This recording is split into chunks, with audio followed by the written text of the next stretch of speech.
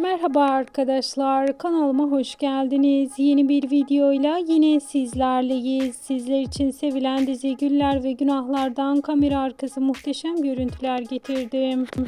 Herkesin çok sevdiği diziden yeni kamera arkası görüntüler gelmeye devam ediyor ve artık dizimiz sezon finali için hazırlanıyor. İşte sezon finali öncesi oyuncularımızın birbirinden özel set paylaşımları.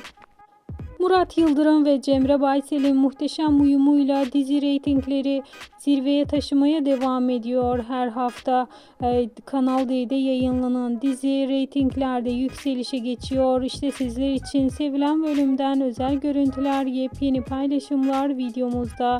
Eğer bu tarz paylaşımların devamını görmek istiyorsanız kanalımı takipte kalmayı, bildirim zilini açık tutmayı unutmayın. Hoşça kalın.